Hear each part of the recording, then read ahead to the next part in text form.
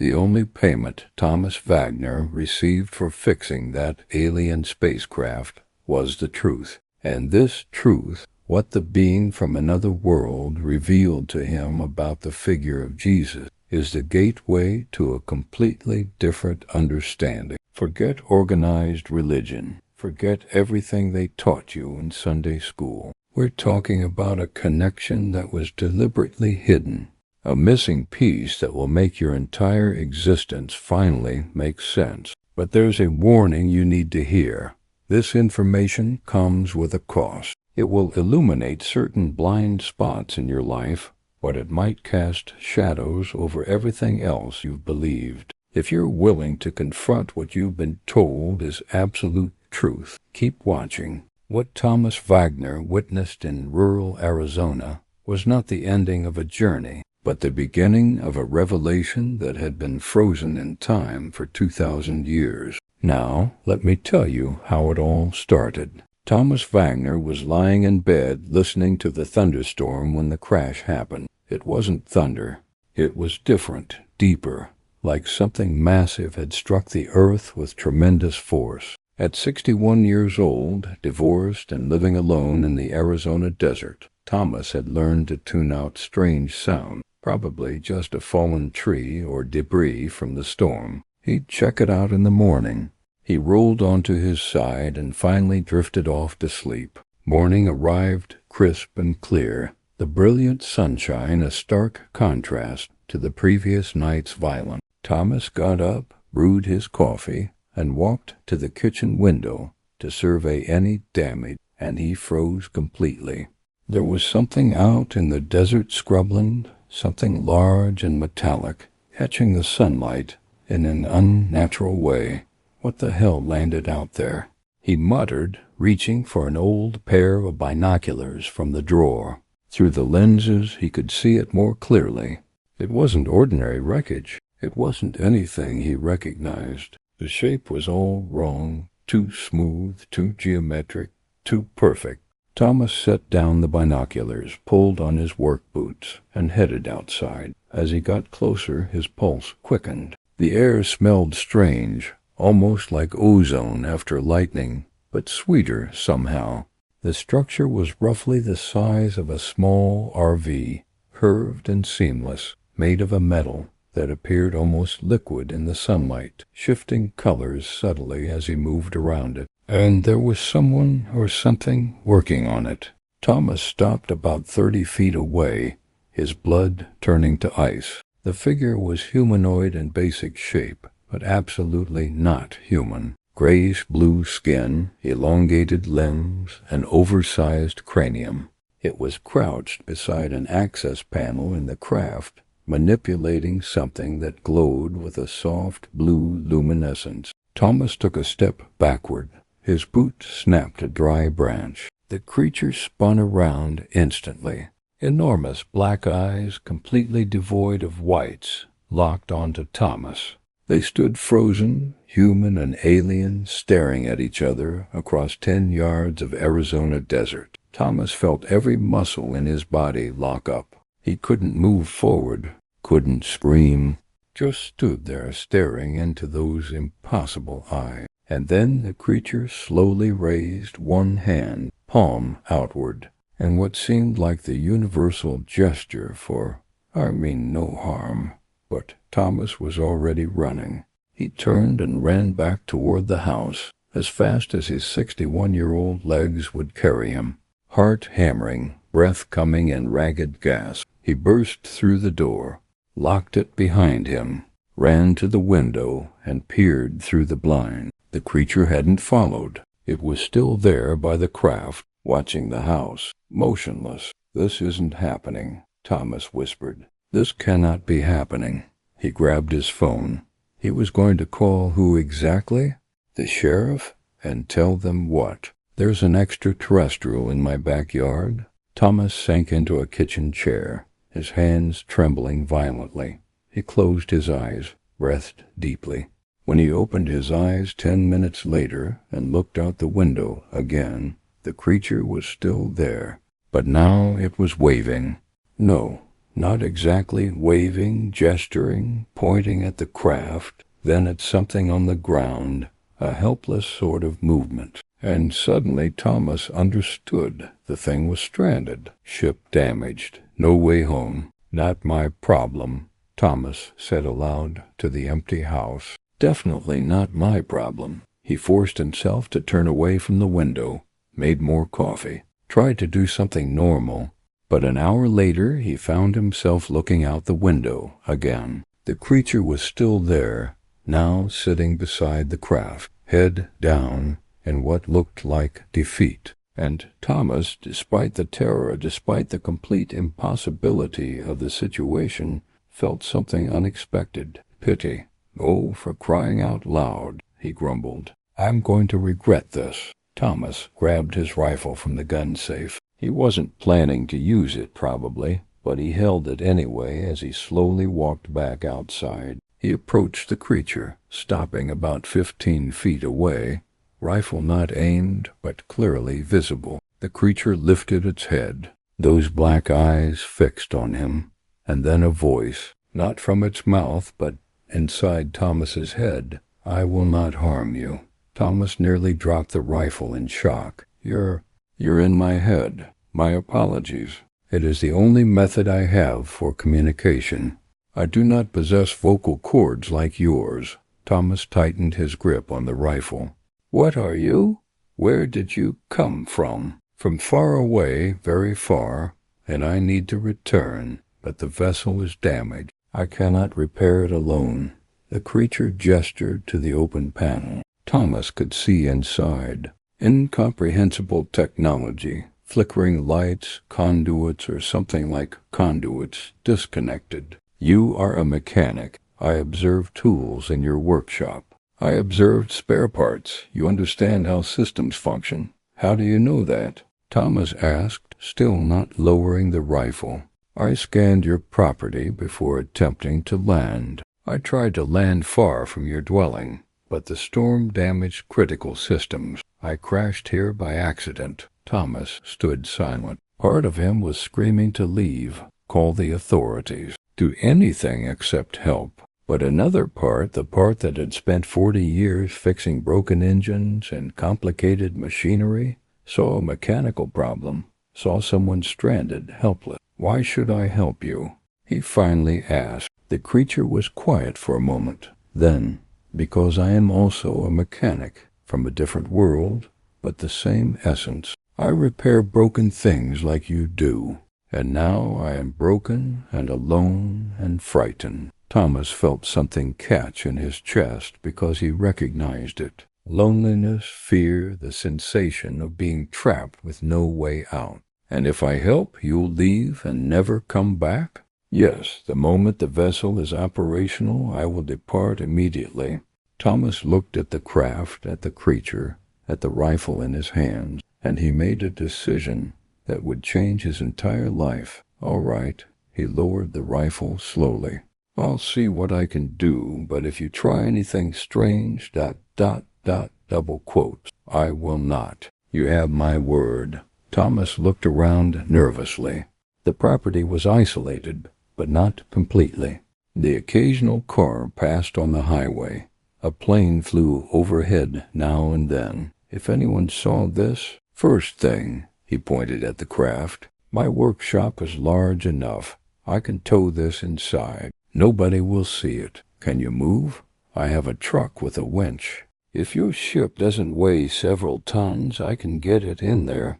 It weighs far less than it appears. The material is different. Thomas retrieved his old Ford F350 that he'd owned for 14 years. He positioned it and connected the winch cable to the craft's frame. The creature watched, those impossible eyes tracking every movement. "Hold on," Thomas muttered, engaging the winch. To his amazement, the craft moved relatively easily, far too light for its size, as if it were made of something that defied every law of physics he understood. It took about 30 minutes to position the craft inside the workshop. Thomas closed the large bay doors once everything was inside, his heart still pounding. The creature walked in behind him, moving with that strange fluidity that wasn't quite natural. There, Thomas wiped sweat from his forehead. Now nobody sees.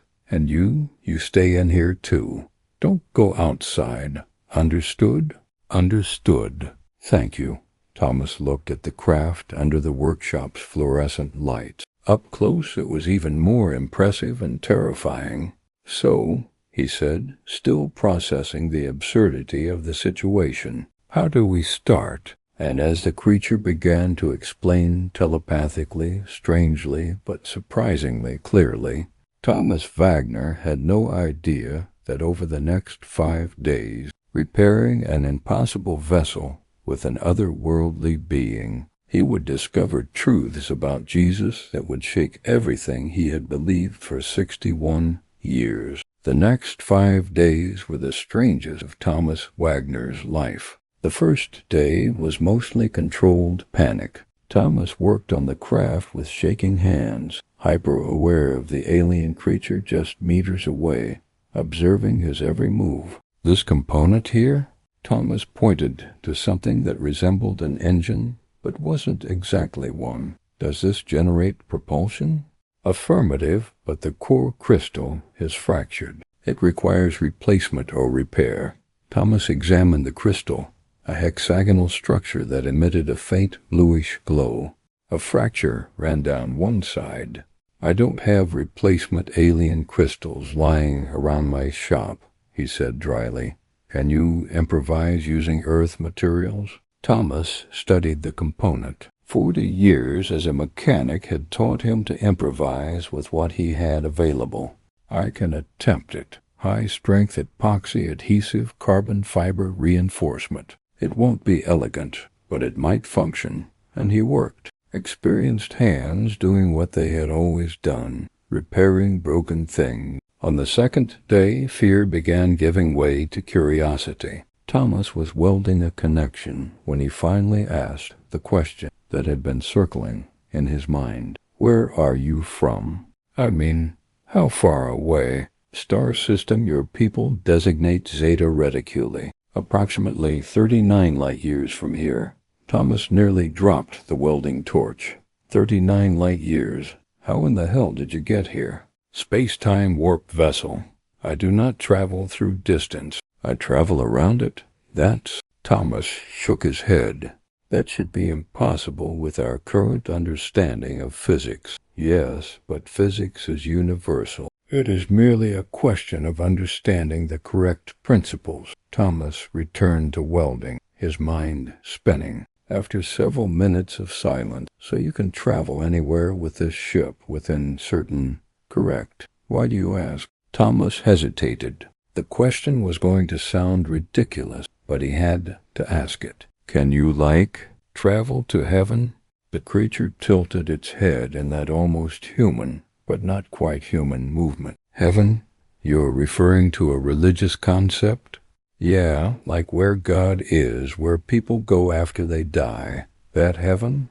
I comprehend the confusion. No, Thomas. Heaven, as you conceptualize it, the physical location in the clouds where God resides, does not exist. There is no such dimension or location accessible through space-time travel. Thomas felt something sink in his stomach. So there's no heaven, there's no God. I did not state that. I stated there is no physical location I can travel to. But source, what you term God, exists, simply not in the manner religions teach. God is not an entity on a throne in the sky judging you. It is a field of consciousness, a creative force, the origin of all that exists, and it is everywhere simultaneously, including within you. Thomas set down the welding torch and turned fully to face the creature. Within me? You're saying God is here? He touched his chest. Yes, it always has been. The problem is they taught you to seek externally when you should be seeking internally. But the Bible says ... Bible was written by humans, translated by humans, interpreted by humans with their own agendas. It contains truth, yes, but also distortions, particularly about the nature of God and what Jesus actually taught. Thomas felt his pulse accelerate. You know about Jesus? We know considerable information about Jesus of Nazareth. We observed him. We observed what he taught. And we observed how his teachings were distorted after his death. You observed Jesus? The actual Jesus? Affirmative. Your species was at a critical juncture 2,000 years ago, just as it is now, so we observed closely.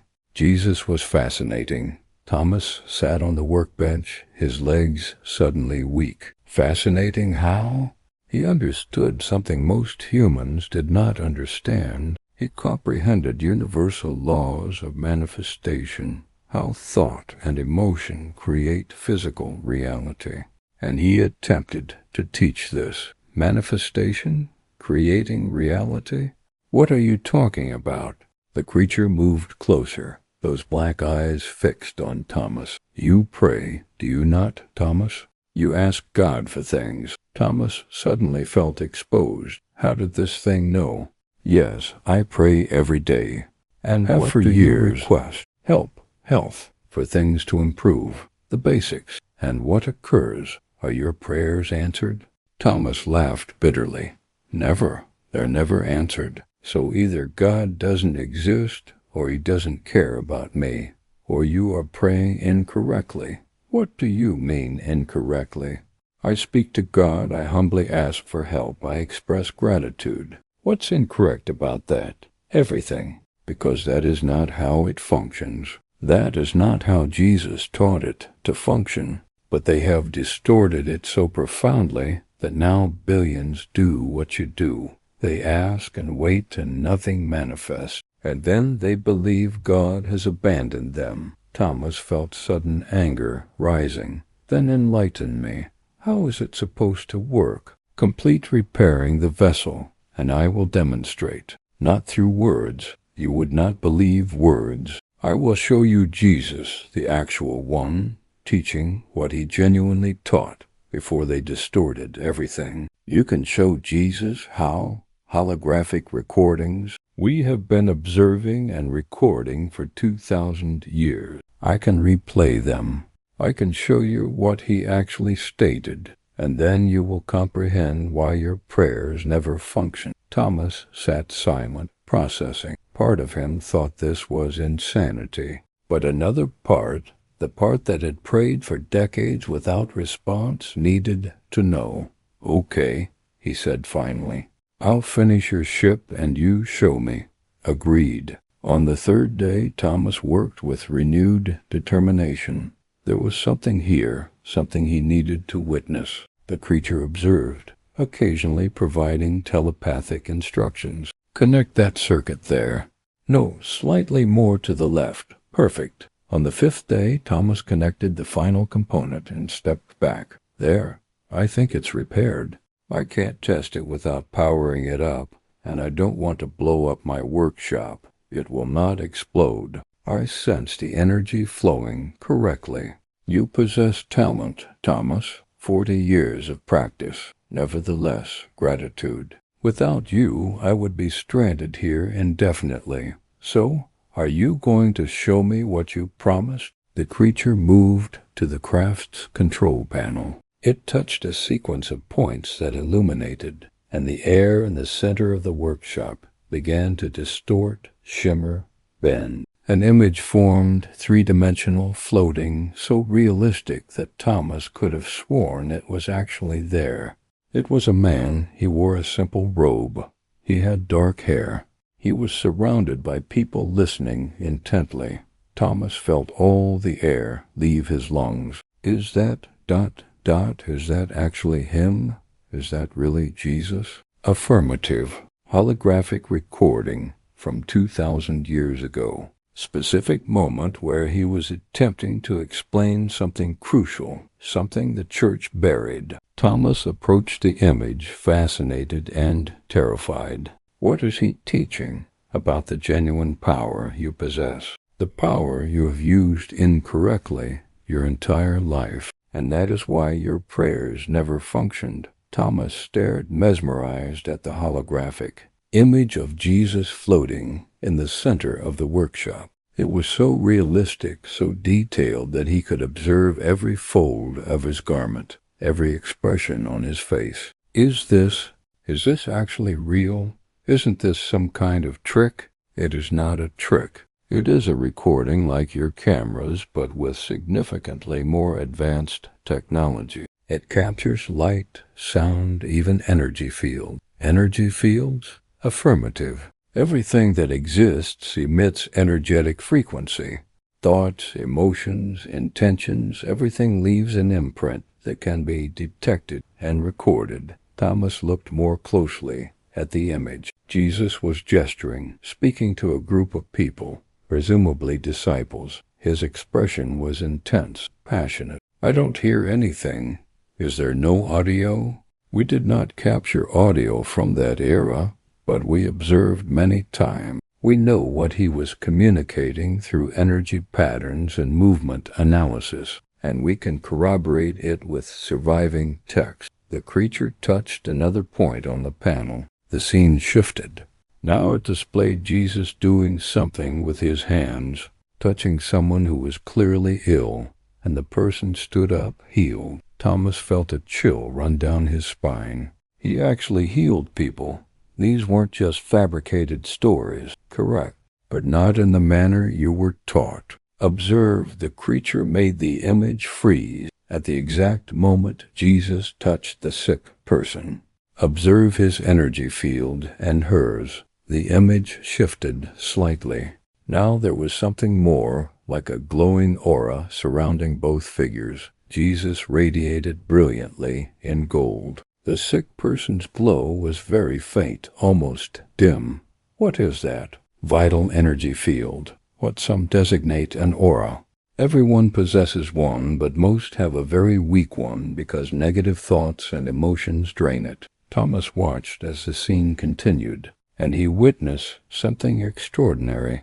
Jesus' brilliant light appeared to flow to the sick person, and her field began to glow as well. He did not heal in the sense of doing something to the person. He activated the healing capacity within the person. He elevated their frequency to the point where disease could no longer exist. But how? Through absolute faith. When he stated, "Your faith has healed you," it was not a figure of speech. It was literal. One had to believe so completely, so absolutely, that physical reality reorganized itself to correspond.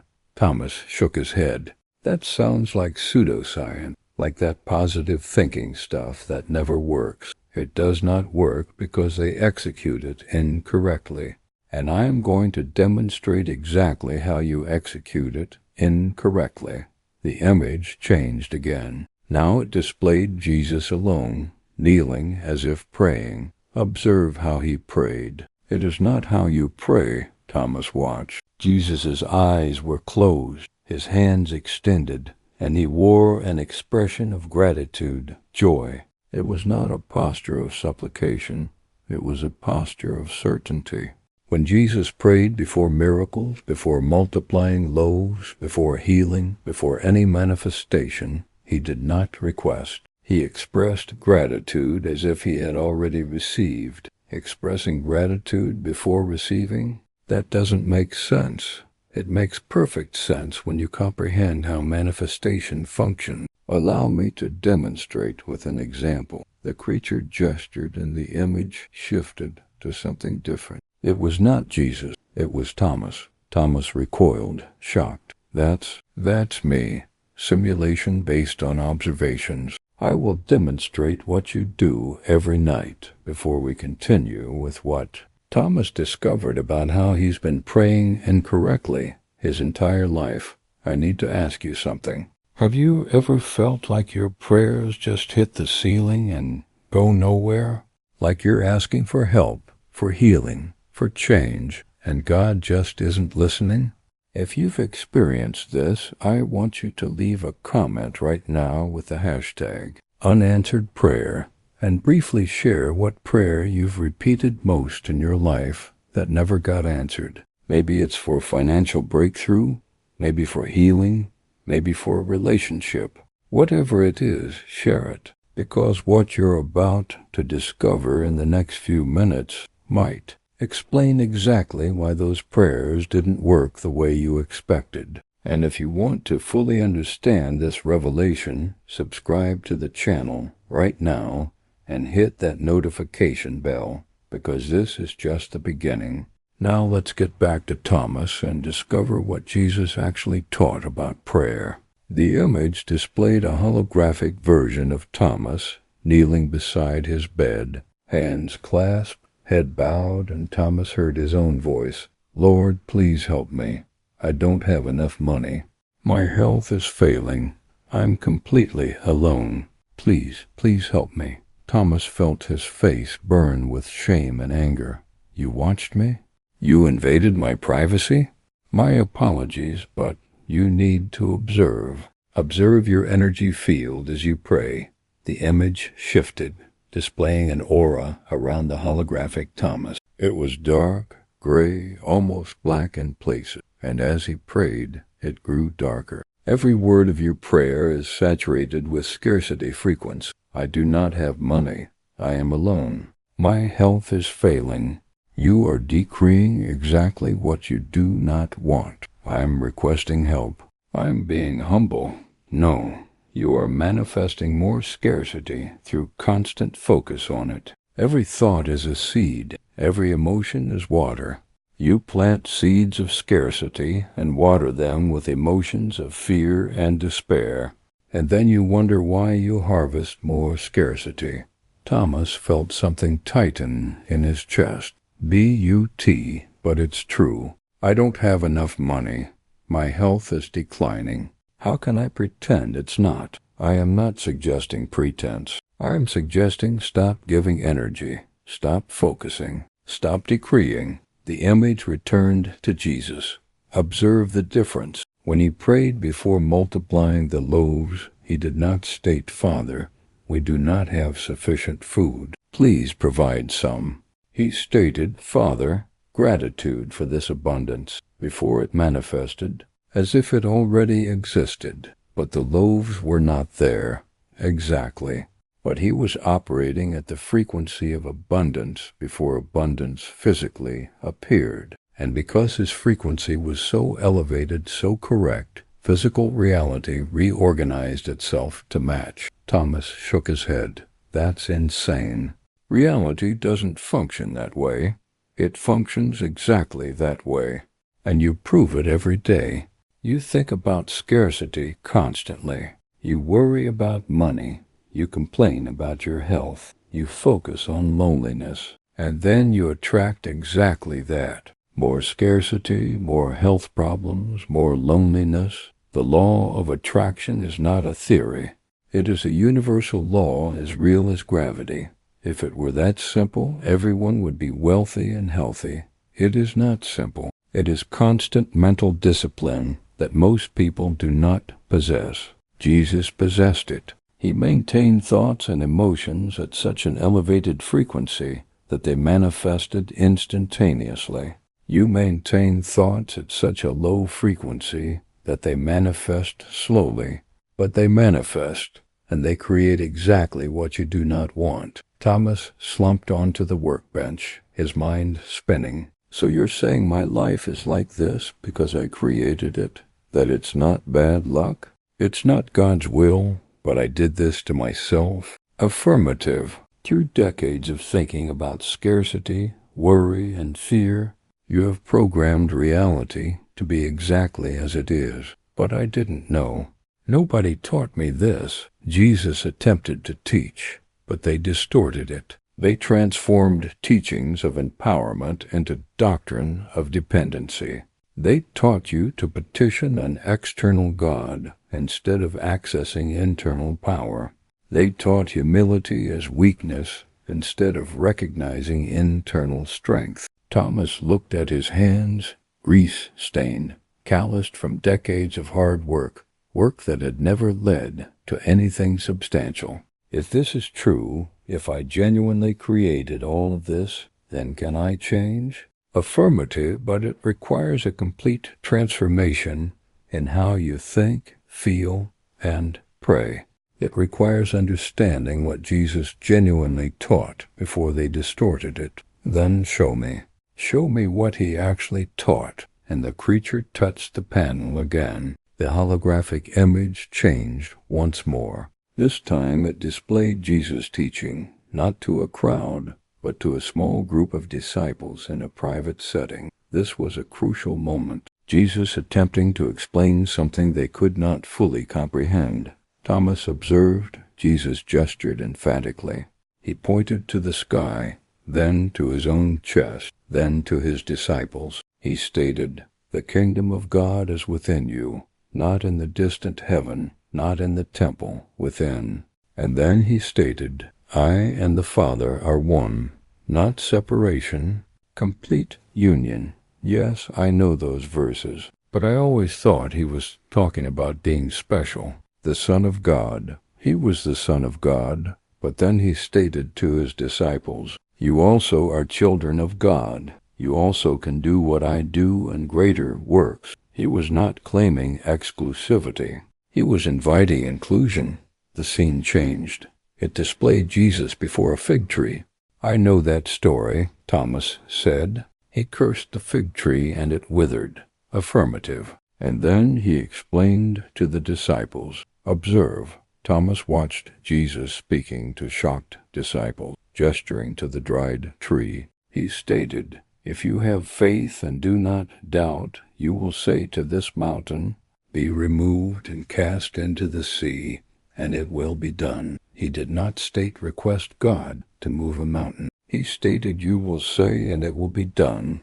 But that's granting too much power to humans. We are not God. You are not God. You are extensions of God. Just as a wave is not the ocean, but is made of the ocean. You possess the same creative essence, simply on a smaller scale. The creature made the image pause. "Thomas, I am going to demonstrate something concrete that will prove thought creates reality. Are you willing? Prove how? Simple experiment. I will provide you an object, and I will teach you a technique Jesus utilized, and you will manifest something small here now, so you have no doubt." Thomas felt skepticism and curiosity warring within him.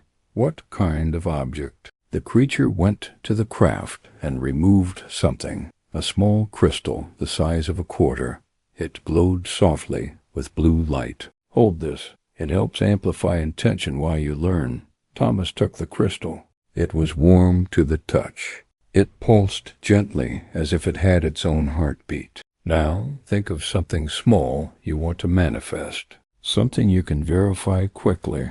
Like what? Something simple. Specific number, specific word, something that would appear improbably if it were not intentional manifestation, Thomas thought. Why? All right. Number 17. That's the number my son wore on his baseball uniform. Haven't seen him in years. Perfect. Now do not request to see the number. Do not expect to see it. Simply feel as if you have already seen it. Express gratitude for having seen it, but I haven't seen it yet. Exactly the problem. You operate in current reality. You need to operate in desired reality, as if it were already real. Jesus did this perfectly. Thomas closed his eyes, holding the crystal. He attempted to feel gratitude for seeing the number 17, but it felt fake, forced. It's not working. I feel ridiculous. Because you are attempting with your mind, you need to feel with your heart. Emotion is fuel. Thought is direction. You need both. Thomas tried again. This time, instead of forcing gratitude, he remembered how he felt when good things happened, that warmth in his chest, that lightness, and he clung to that feeling. He imagined seeing the number 17 somewhere unlikely, and he felt grateful as if it had already occurred. He remained that way for perhaps 4 minutes. Then he opened his eyes. And now? Now live normally, but observe. Within 24 hours you will see the number 17 in an unlikely context. and when you see it, you will know you manifested. Thomas placed the crystal in his pocket, skeptical. What if I don't see it? You will see. If you genuinely felt, if you genuinely believed in those moments, elevated emotion plus clear intention, guaranteed manifestation. It is law like gravity. Thomas did not believe it, but the next day something strange occurred. He was driving into town for supplies when his truck started making an odd noise. He pulled over to the roadside and got out to check. Flat tire. Great, he grumbled. One more thing. He opened the bed cover looking for the spare, and there, on the inside of the bed liner, a place he never looked, was an old faded sticker. Number 17. Thomas froze. He looked closer. It was an inspection sticker from years ago. Identification number 17. No, he whispered. Can't be coincidence. But as he changed the tire, his mind was racing. That sticker had always been there. He simply never noticed. It was not manifestation. It was just him finally seeing something that was already there. Or was it? When he arrived in town, he went to the hardware store. At the checkout, he picked up a random magazine. He opened to a random page. Large headline, 17 Ways to Transform Your Life. Thomas dropped the magazine. His hands were shaking. Okay, twice, but it could still be coincidence. The number 17 was not that rare, but then, paying for supplies, the change was $17, and the receipt number 170,017, and the license plate of the truck that parked next to his, S-1700. Thomas sat in his truck breathing rapidly. 5 times. 5 manifestations of the same number in less than 7 hours. This is not possible, he whispered. I didn't do this. I couldn't have done this. But the crystal in his pocket pulsed gently, as if saying, when he returned to the property, the creature was still there, preparing the craft for departure, but waiting for Thomas to return. Did you observe? I saw it 5 times. 5? How is that possible? Because you manifested. For the first time in your life, you executed it correctly. You felt elevated emotion. You had clear intention. You did not doubt for those moments, and reality responded. Thomas sat heavily. VUT, but those were small things. Numbers. What if I want to manifest something larger? Actual money, actual health, same principle. It simply requires more focus, more time, more emotional consistency, and most importantly, it requires ceasing to contradict manifestation with constant negative thoughts. What do you mean? You can execute manifestation exercises for 5 minutes, but if you spend the remainder of the day thinking, I do not have money, it never works, I am unlucky, you cancel manifestation. Every negative thought is a decree against what you want. Thomas thought about how many times per day he complained, worried, focused on problems, hundreds, perhaps thousands. So I need to control every thought? Affirmative. It is the most difficult work that exists. Jesus did it naturally. You will have to do it consciously until it becomes natural. But it is possible. And if you do, if you genuinely master this, you can manifest anything. Health, wealth, relationships, anything. Like Jesus manifested bread, fish, healings, Thomas looked at his own hand, then at the alien craft, then at the sky through the workshop door. Everything he believed about life, about God, about how reality functioned, was incomplete. Jesus had attempted to teach this, and the church concealed it. Why? Thomas asked, why conceal it? Because people who understand their own power do not need institutions. They do not depend on religious authorities. They become free, and freedom is dangerous for those who profit from dependence. The next day, Thomas tried to return to normal life, but he could not. The crystal was still in his pocket. The creature was still in the workshop, preparing the craft. and the number 17 kept appearing on the utility bill that arrived, due date the 17th, amount $117, on the radio in his truck, a station he never listened to, FM 101.7, on the clock when he woke in the middle of the night, 1:17 a.m. "Stop," Thomas shouted into the empty bedroom. "I understand, okay, I understand." But he had not understood. Not really, because accepting that he manifested numbers meant accepting something much larger, something terrifying. It meant that his entire life, every failure, every disappointment, every moment of loneliness, he had created. Not God, not bad luck, not external circumstances, him, and that responsibility was too heavy. The following morning, Thomas avoided the workshop, sat on the porch, made coffee, tried to pretend everything was normal, tried not to think about the alien creature, tried not to think about Jesus teaching manifestation, tried not to think about the 40 years he wasted praying incorrectly. But the thoughts came anyway. What if I had known this before? He muttered to no one. What if I had understood when I was 20, when I was 30, before the divorce, before losing the house, ... He stopped because he realized what he was doing. He was focusing on the past, on loss, on waste, and according to the creature, each such thought was a decree. It was manifestation of more loss, more waste. Damn, he squeezed his eyes shut. I can't control it. Thoughts just appear. The voice came telepathically, even with the creature inside the workshop 50 meters away. Thomas, I can sense your conflict from here. Do you wish to communicate? No. Pause. You are frightened. Of course I'm frightened. Thomas stood, pacing. You're telling me I controlled my entire life without knowing, that I created all my misery.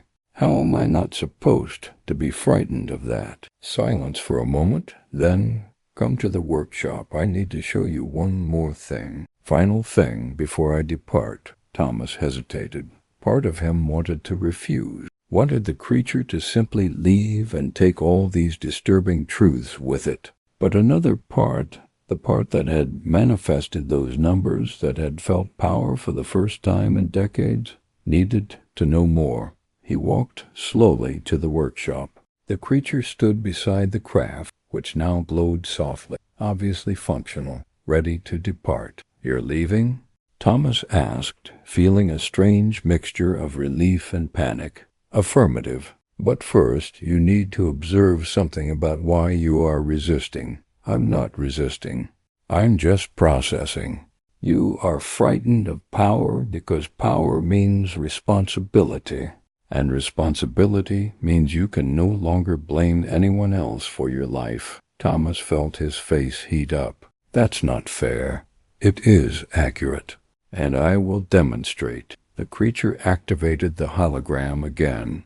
But this time it was not Jesus. It was Thomas himself. Multiple versions of him at different points in his life. Thomas at 26, arguing violently with his wife. Thomas at 37 being terminated from his job. Thomas at 46 sitting alone in a small apartment after divorce. Thomas at 54 in the hospital after a cardiac event. You blamed her for the separation. The creature pointed to the first scene. You blamed your employer for the termination. You blamed genetics for your failing health. You blamed God for not intervening. Because it wasn't my fault, Thomas shouted. She was the one who had the affair. The boss was unjust. Genetics I cannot control. But you attracted all of this through the energetic frequency you emitted. Years of thinking, I am not good enough. It never works out for me.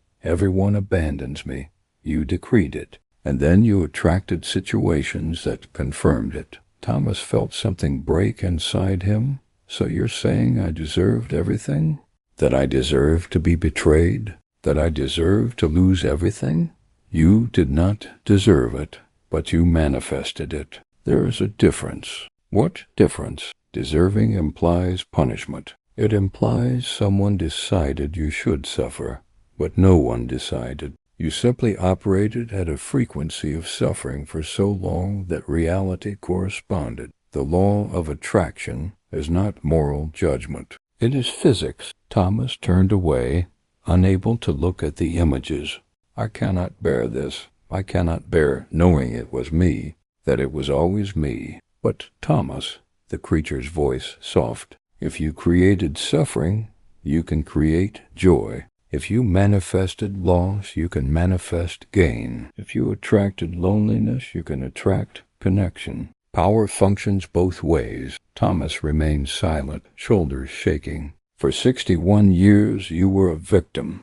Victim of an unresponsive God. Victim of bad luck. Victim of other people. And being a victim is comfortable, because you do not have to change. You do not have to assume responsibility. It's not comfortable. It's horrible. But it is familiar. And familiar feels safe even when it destroys you. Thomas finally turned around, eyes red. How do I change? How do I stop being a victim after a lifetime of being one? One thought at a time, one emotion at a time. Jesus stated, watch and pray. Watching means constantly observing thoughts, capturing the negative ones before they gain power. And praying means decreeing desired reality with emotion of certainty.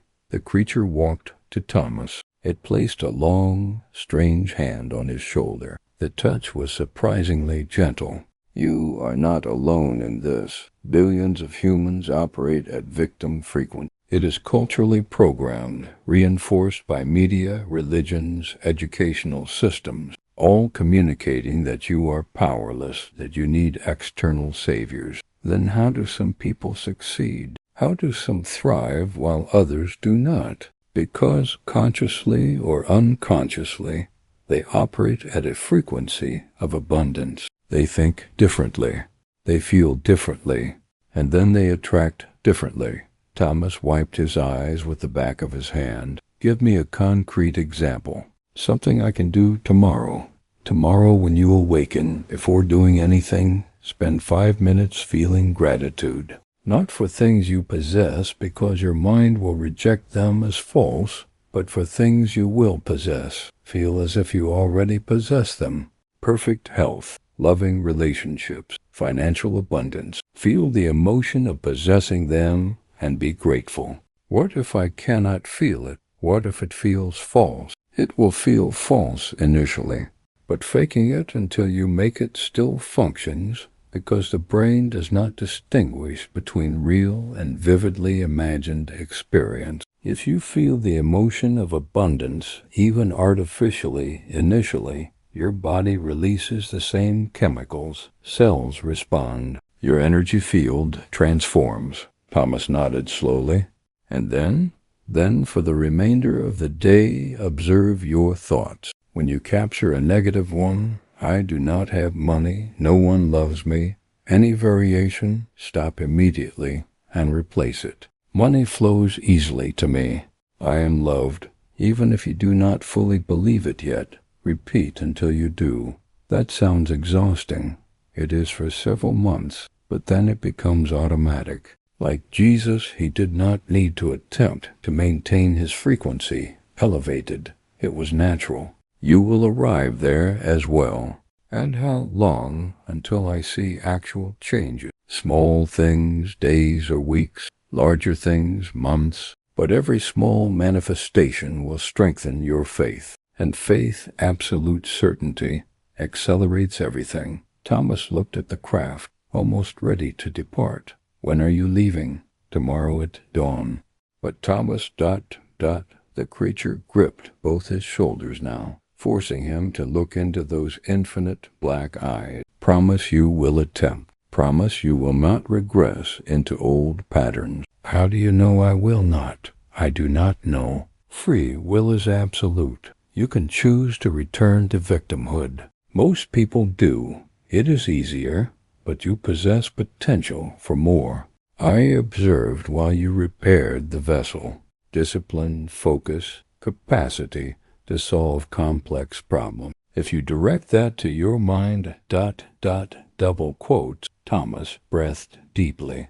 I will attempt. I do not promise success, but I promise to attempt. That is all I request. That night, Thomas barely slept. His mind spun with everything he had learned. Jesus was not who the church claimed. God was not who religion claimed. And he himself was not who he always thought he was. It was terrifying, but also liberating. And for the first time in decades, Thomas felt something strange growing in his chest. Hope. Not passive hope of perhaps things will improve, but active hope of I will make things improve. And that changed everything. Thomas awakened at 5:17 a.m., the number again. He looked at the clock and instead of frustration, felt something different, almost like recognition, as if the universe were saying, we are paying attention. He got up, brewed coffee, and then, sitting on the edge of his bed, he decided to do what the creature had suggested. 5 minutes of gratitude for what he did not yet possess. He closed his eyes. Initially, he felt ridiculous. How could he express gratitude for things that did not exist? But then he remembered. It was not about what existed. It was about feeling as if it existed. He breathed deeply and began to imagine perfect health. What would it be like awakening without back pain, climbing stairs without becoming winded, possessing energy all day? He held that image and attempted to feel gratitude for it. Initially, nothing, just emptiness. But then a spark, small, almost imperceptible, but it was there. Warmth in the chest, lightness. As if for a second his body believed this was real. He continued. Financial abundance. Not millions, just sufficient. Paying bills without stress. Purchasing what he needed without calculating every penny. Possessing a reserve for emergencies. The sensation grew. The warmth spread. Relationships. Not necessarily romance, just connection. Friendship. Someone to communicate with. Not being so completely alone. And for the first time in years, Thomas felt a tear of sadness, of something he could not name. Hope? Possibility?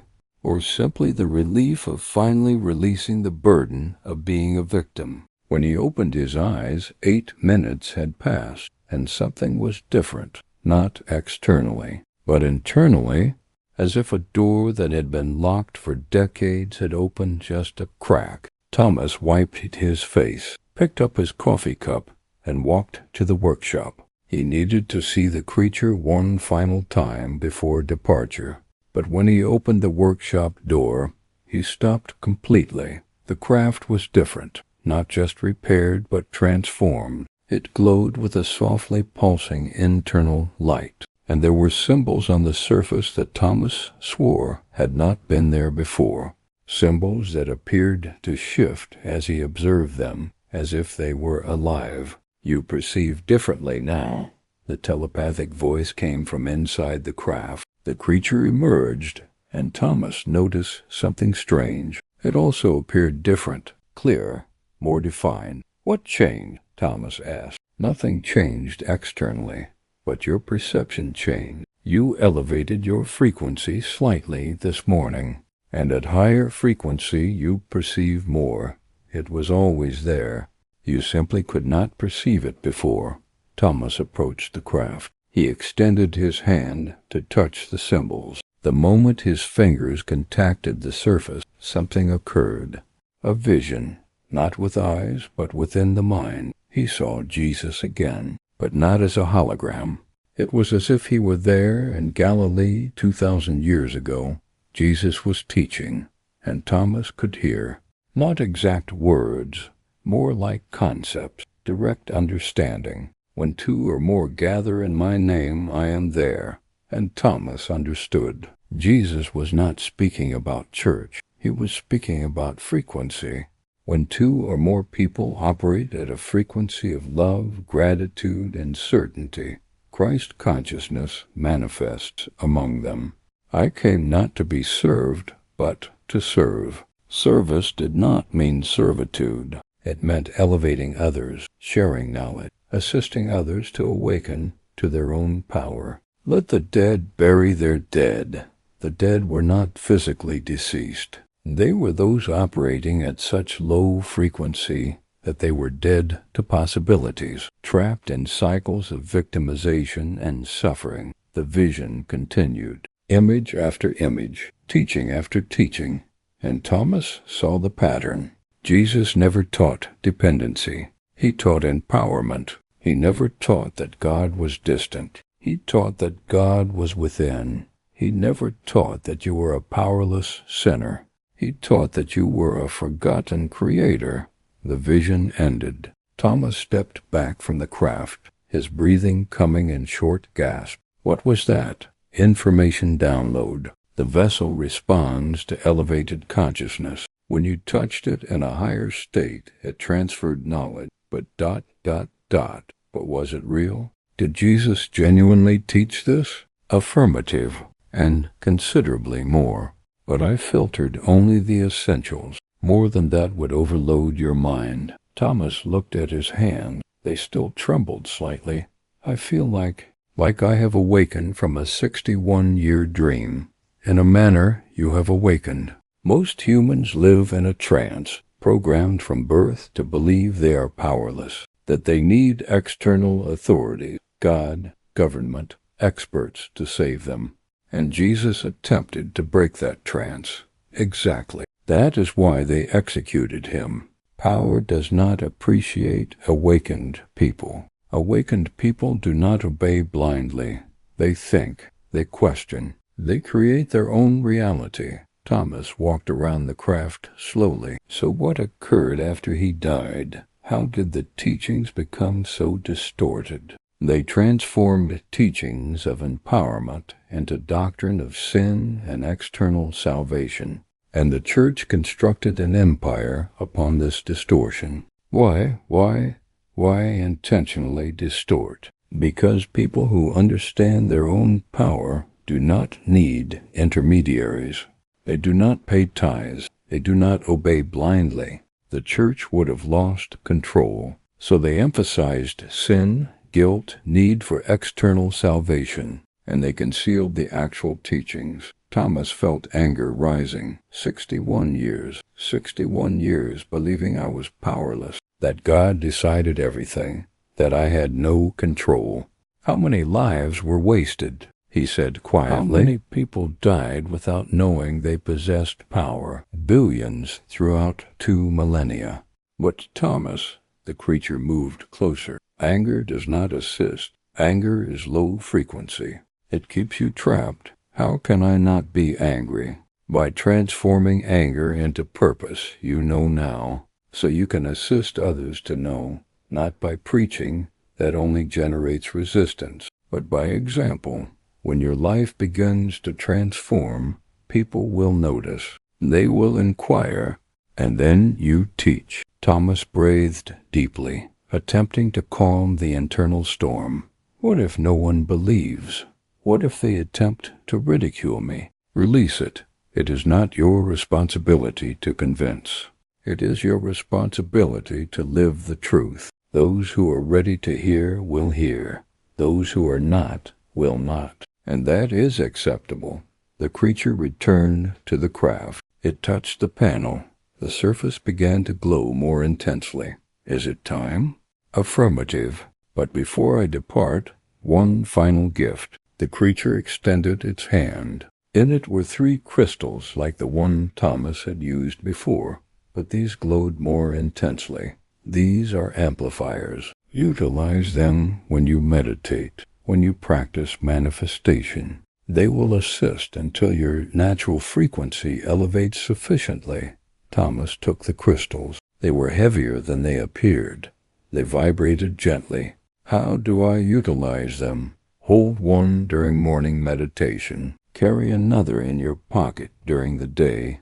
Place the third beneath your pillow at night. They will assist you in maintaining elevated frequency, even when your mind attempts to revert to old patterns. Will it genuinely function? Thomas, in recent days you manifested a specific number multiple times. You had a direct download of information from higher consciousness, and you felt transformation in your own energy field. Do you still doubt? Thomas looked at the crystals, then at the creature, then at the impossible craft in his workshop. No, I no longer doubt. Good, because doubt is poison for manifestation. Jesus stated, do not doubt in your heart, because doubt cancels intention. It is the frequency of I do not have competing with the frequency of I have. So how do I cease doubting? Through evidence. Each small manifestation strengthens certainty. So commence small. Numbers, synchronicities, unexpected encounters. As evidence accumulates, doubt naturally disappears. The craft began to produce a low sound, almost like a hum. It was awakening. Thomas Wagner, the creature said formally, you repaired my vessel when you could have reported me. You demonstrated compassion when you could have demonstrated fear, and you were willing to transform when most would choose to remain in the comfortable prison of victimhood. Gratitude for ... for everything, for showing me the truth. The truth was always available, simply waiting for you to be ready to perceive it. The creature entered the craft, the doorway which had no defined shape, just an opening that appeared and disappeared, began to close. Wait, Thomas shouted. Will I see you again? Will you return? The telepathic voice came one final time. If you genuinely master what I taught, Thomas, you will not need me to return, because you will be operating at a frequency where you can access any knowledge directly, just as Jesus did. Farewell, my friend, and remember, thought creates, emotion amplifies, certainty manifests. That is the formula. Utilize it wisely. And the door closed completely. The craft rose silently. It hovered for a moment, and then in the blink of an eye, it was gone. It did not fly upward. It simply ceased to be there. Thomas stood alone in the workshop holding 3 crystals, his mind filled with knowledge the Church had concealed for 2,000 years. And for the first time in his entire life, he felt genuinely free. 4 months later, Thomas Wagner stood in the same desert scrubland where the spacecraft had landed. But he was a different man, not externally. He was still 61 years old, still had the calloused hands of a mechanic, but something fundamental had transformed. In the initial days after the creature's departure, Thomas doubted. He would awaken thinking he had imagined everything, that he had experienced some kind of mental breakdown. But the crystals were there, real, solid, impossible to explain. And then he began practicing, every day, 5 minutes in the morning, feeling gratitude for what he did not yet possess, observing thoughts throughout the day, capturing the negative ones, replacing them with affirmations. In the first days, nothing occurred. Then small things began, synchronicities, unexpected encounters, opportunities appearing from nowhere. A former colleague called offering contract work. Thought of you out of nowhere, he said. Need someone who understands older engine systems. Thomas accepted. The compensation was better than he anticipated. Then a neighbor he barely knew appeared requesting assistance repairing her generator. They conversed. She mentioned she organized a study group on spirituality. You should attend sometime, she said casually. Thomas went, and for the first time in years he did not feel alone. But the most profound transformation was internal. Thomas ceased complaining, not because he forced himself, but because he realized each complaint was a decree. It was an order to the universe. Provide me more of this to complain about. He ceased focusing on bills he could not pay. He began focusing on money that was flowing in, even if they were small amounts initially. He ceased perceiving himself as a victim of failing health. He began perceiving himself as someone who was regaining vitality, and his body responded. Back pain diminished. Energy increased. It was not an instantaneous miracle. It was gradual, consistent transformation constructed upon daily choices. And now, 4 months later, observing the sky where the craft had disappeared, Thomas finally comprehended. Jesus had not come to create religion. He had come to awaken humanity, to remind that every human being carries a divine spark. That thought creates reality, that there is no separation between Creator and created. I and the Father are one. It was not blasphemy. It was literal truth. You are not separated from Source. You are Source experiencing itself through physical form. And when you comprehend that, genuinely comprehend it, not merely intellectually but viscerally, everything transforms. You cease requesting. You commence decreeing. You cease doubting. You commence knowing. You cease waiting for external salvation. You commence accessing internal power. Thomas heard a vehicle approaching. He turned and observed the local church pastor exiting. Pastor Reynolds, a man Thomas had known for years, but never had the courage to question. Until now. Thomas, I heard you have not been attending services. Is everything all right? The pastor said, attempting to sound casual, but clearly concerned. Thomas smiled. Not a smile of confrontation, a smile of genuine peace. Everything is excellent, Pastor. Better than it has been in a very long time. But you need the community. You need the Word of God. You cannot simply cease congregating. I have not ceased connecting with God. I simply ceased outsourcing that connection. Pastor Reynolds frowned. What does that mean? Thomas breathed deeply. He knew what he was about to state would sound heretical, but he could no longer pretend. Pastor, for 61 years I prayed. I requested help. I was faithful, and nothing transformed, because they taught me I was powerless, that God decided everything, that I could only wait and have faith, and that is how it functions, Thomas. No, it is not. Jesus taught exactly the opposite. He stated, you will do greater works. The kingdom is within you. He stated, whatever you request, believe you have received it. He was teaching active manifestation, not passive waiting. Thomas, you are misinterpreting the scriptures. I am interpreting as Jesus intended before Paul distorted it. Before the church constructed an empire upon guilt and dependency. Pastor Reynolds reddened. Be careful with your words. You are bordering on blasphemy. Or am I stating the truth that frightens you? Because if people comprehend their own power, they will no longer need institutions. They will no longer pay tithes for buildings and salaries. They will become free. You need prayer, Thomas. You need to return to the path. Thomas placed a gentle hand on the pastor's shoulder. I am on the path for the first time in my life. And if you genuinely read what Jesus taught, not what they taught you he taught, but what he actually stated, you would comprehend. Pastor Reynolds stepped back. I will pray for your soul. And he departed, clearly disturbed. Thomas felt no anger, no judgment, only sadness for everyone who remained trapped. But he also knew each person had their own journey. It was not his responsibility to force awakening. It was his responsibility to live the truth and allow his example to speak for itself. That afternoon, Thomas sat on his porch with a cup of coffee. The 3 crystals formed a triangle on the table beside him, and for the first time in decades he felt profound gratitude.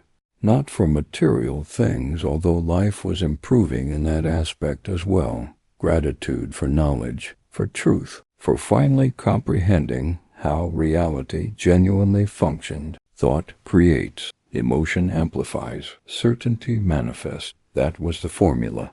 The same one Jesus utilized, the same one that was concealed, the same one he now carried. And as stars appeared above, Thomas made a silent promise.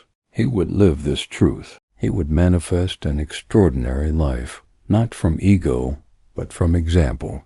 Because when others witnessed the transformation in him, they would inquire, and then he would teach, not through preaching, not through forced conversion, but through gentle sharing of knowledge that transformed everything. He repaired an alien ship, and in exchange he received the truth about Jesus that no church ever taught, a truth he would carry for the remainder of his life and utilize to create the reality he always deserved, but never knew he could manifest. Thomas Wagner's journey reveals something you may have suspected, but never had the courage to fully admit. You possess more power than they taught you, considerably more. Jesus did not come to create a religion of dependency. He came to awaken humanity to the internal creative power we all carry. Thought creates reality. Emotion amplifies manifestation. Certainty transforms possibility into inevitability. This is not theory. It is universal law, as real as gravity. And now you have a choice. You can close this knowledge, return to the comfort zone of victimhood, continue believing that life simply happens to you, not through you. Or you can do what Thomas did. Commence observing your thoughts, capture the negative ones, replace them with affirmations, feel gratitude for what you have not yet manifested. Operate at a frequency of certainty instead of a frequency of doubt. It will not be easy. Decades of programming do not disappear overnight, but each small manifestation will strengthen your certainty. And certainty is the fuel for greater manifestations. And because I know many of you are ready to dive deeper into this journey, I want to know, what will you do with this information? Will you ignore it because it challenges what they taught you? Or will you attempt it, even if just from curiosity, and observe what occurs? Leave your response in the comments. Tell me if something in this story resonated with you. If you have noticed patterns in your own life where negative thought manifested negative reality, and if you are ready for this awakening, if you want more stories like this, stories that challenge what you think you know and open doors to greater possibilities, I need you to do something for me right now. It's not just hitting the subscribe button. I want you to join this community of people who are awakening to their own power. People who are tired of being victims and ready to become creators of their realities. Subscribe to the channel, activate notifications, and most importantly, share in the comments which moment of this story impacted you most. Was it when Thomas manifested the numbers? Was it when he witnessed Jesus teaching differently? Was it when he realized he had been praying incorrectly his entire life? Tell your story, because when we share our experiences, we strengthen each other. We create a collective frequency of awakening, and that is more powerful than any one of us alone. Share also if you have had moments in your life where you felt there was something more, a hidden truth that religion was not communicating to you. We are not here to destroy your faith. We are here to liberate it from the chains of dependency and show you the power that has always been within you. So leave your comment now. Join us, and let us together discover more truths that were buried, more knowledge that was concealed, more power that was denied. Thomas Wagner is not the only one who discovered hidden truth. There are more stories, more revelations, more knowledge that was buried by those who profit from your ignorance. And you deserve to know. See you in the next video, where we will dive even deeper into what is genuinely concealed between the lines of the history they told us. Until then, remember, you are not a victim of circumstances. You are a creator of your reality, and it is time to commence creating consciously.